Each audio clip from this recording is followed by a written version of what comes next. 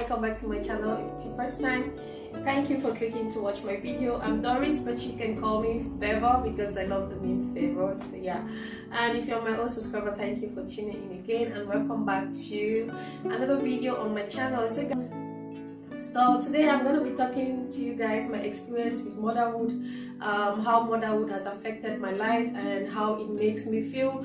Does it make me feel happy? Does it make me feel sad? By the way, if you don't know, I'm a mom of two handsome cute boys, and yeah, so I'll be sharing my experience with you guys.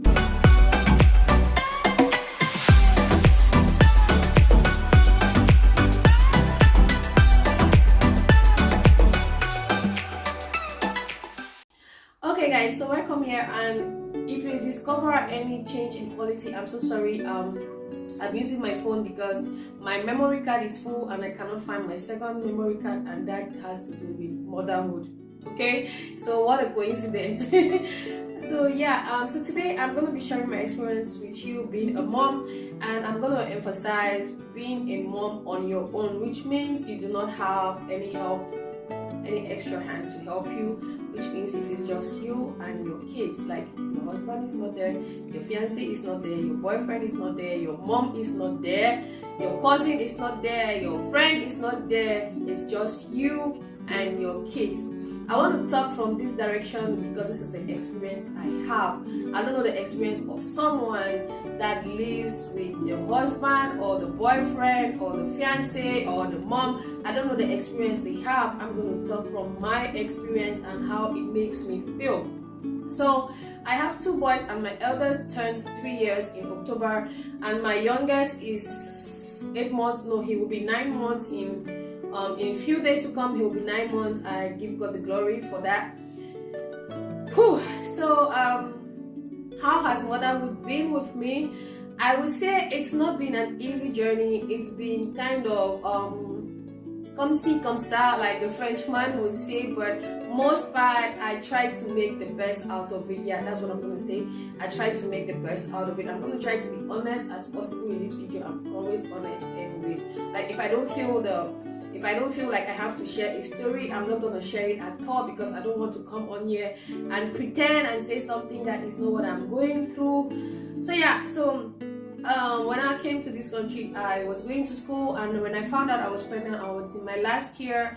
I had 1 more year to graduate. Like that year where I got pregnant, I had that year to graduate, and then I was always sick. My first trimester was horrible.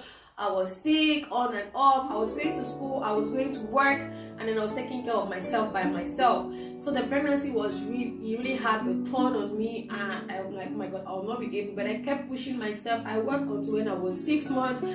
I also went to school until when I was like 5 months. Then I realized I would not be able to go through because my school was very far from my city. Sometimes I have to go to work. From work, I have to take another connecting train to another city. I get to that city from Ashcourt to Leuven, from Leuven to Ghent, you know, so it was so stressful. I spoke with my study coach, and she advised that I take time off. I should suspend my study. I take time off to focus on myself and on my baby. And I took that advice, and I said to myself, okay, after 1 year, when I give birth, after 6 months, after 1 year, or after a few months even, I'm going to go back to school and start all over from where I left off. But that was not the case with me, because since like I mentioned, I'm alone here. When I had my son through cesarean. That process alone was so stressful for me, because having your child through cesarean and coming home, being a first-time mom, having to go through everything by yourself, the pains, you could only rely on painkillers, and the strain that I had to clean, I had to wash, I had to cook, I had to go for groceries by myself was...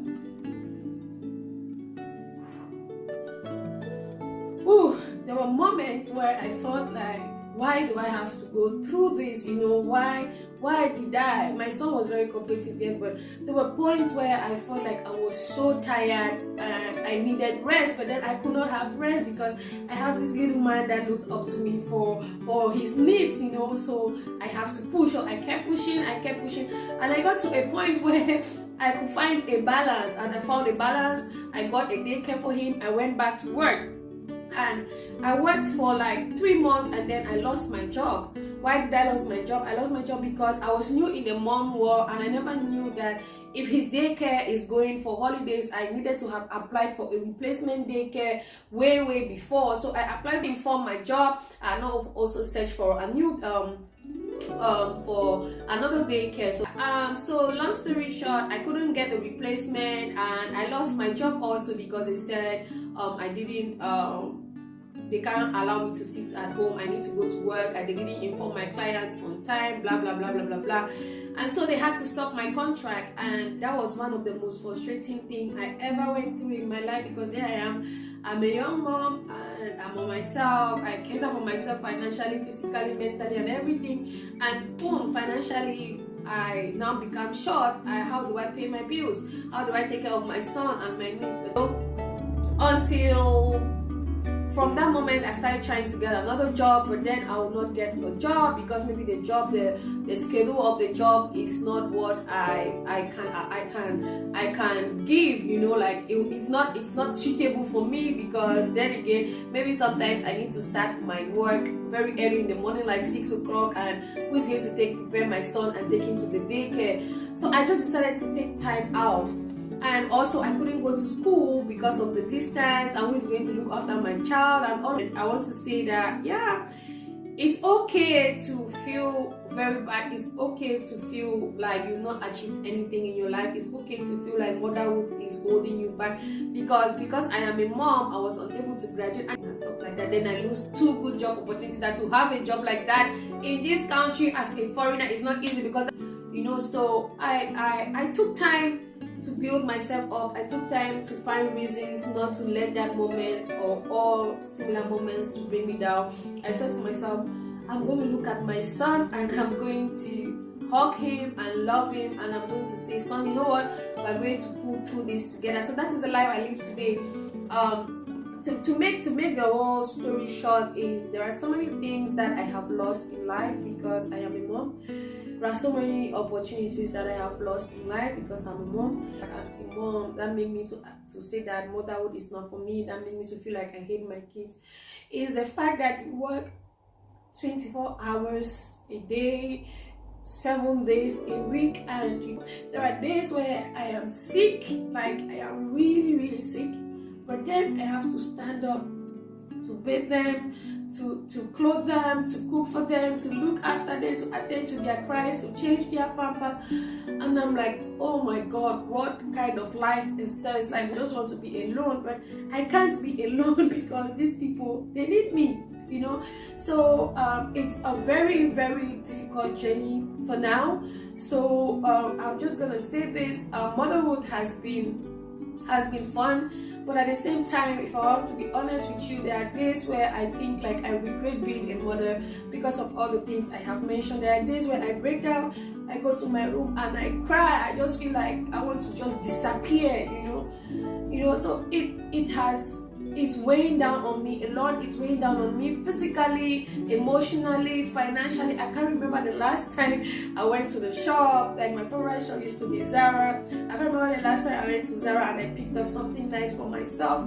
For me to buy something for myself, I really need to take days, if not hours or weeks, to convince myself that Doris, you need to get this for yourself, because everything right now centered only around my kids. Like, I just want them to be happy. I feel like I'm kind of sacrificing myself for them, which to me it's okay. But if you want to look at it from another point, it is not okay, because I also need to feel happy to be able to take care of them. I don't know if I'm making sense. So like, yeah, so that is it. So my message I want to say to you, if you're watching me and you're thinking of being a mom tomorrow, or you're thinking of being a mother, or you are a mother going through the same thing, one word I want to say is that it's okay to feel like your life is a complete mess because of your child, because it's okay to feel like you're about to give up the next minute. But then I want to say this: just think about the miracle you have in your arms, which is your baby.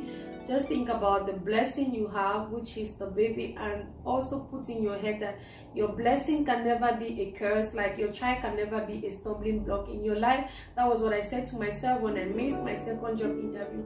I said, Lord, my blessing can never be a curse in my life, because you know what I went through to have this child. You saw us through this process. You know my children can never be a stumbling block in my life. Whatever it is that I cannot have at this moment that I want to have, then it means that it is not meant for me. The thing I want to say is, if you don't have a child yet and you're thinking of having your child, there are so many things you need to consider. You need to ask yourself some very, very deep questions, especially if you are in this part of the world where having a child here is not like having a child back home, because having a child back home in Africa, you can actually tell your neighbor that I beg go many picking like this, or please can you take care of my baby, I want to rush down the street to buy something. Or you can even call someone and say, please go to the market. Are you going to the market? Well, you go to the market, please buy me this, buy me that. You know, you can actually send people on errands to do errands for you, but yeah, it's not like that.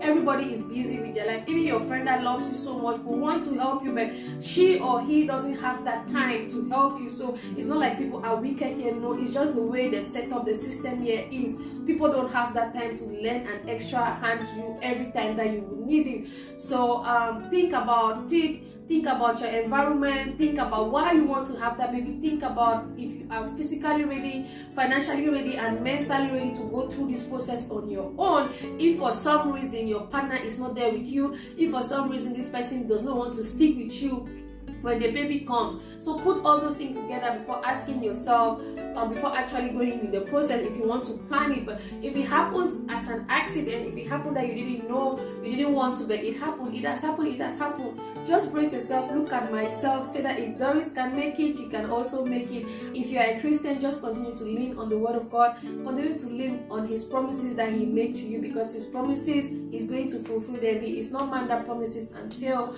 but he is God and he remains God. So whatever is yours is going to give you at the due time. So what I do right now is I try to live my life centered around motherhood. I don't go for things that I know is impossible as a mom now to have it. For example, I cannot wish to attend a party, even though I'm not a party person. I cannot wish to attend a party because I know that is very impossible for me right now. I cannot say that now I want to maybe have a Fendi bag, because I know having a Fendi bag means I'm sacrificing my baby's diapers, his milk, his clothes, his daycare bills. I'm sacrificing a lot to have that. So I just try to live within my situation right now, my financial means, and my motherhoodness, if there is something like that. So yeah, so motherhood has been a blessing to me. I don't hate my children. If you were scared by the title, I don't hate my children. I don't hate motherhood. I am just human. Sometimes I feel I deserve rest. So on that note, when you feel like you need rest and you have friends that can help you to take rest, take it. Because like this weekend, I'll be traveling somewhere. And one of my friends is going to help me to keep my eldest child. I'll be traveling just with my baby. Yeah, so I'm going to have fun on Friday, on Saturday, and then on Sunday I return back to my boy. So have that in mind if you're thinking of getting pregnant. Evaluate yourself if you're fit for it. Okay. So if you like this video, thank you. I'm so sorry if I got emotional, guys. I recorded this video 3 times. Let me be honest. I recorded these videos 3 times. It was just like so I had to stop, drink water, come back, stop, drink water. So this is the final one. I'm not gonna redo this one. So I'm sorry if I got emotional somewhere, but that's my story and that's how motherhood has been treating me. But I love it. See you guys in my next video. Bye. And please subscribe if you watched this, and please subscribe and share. Bye guys. Mwah.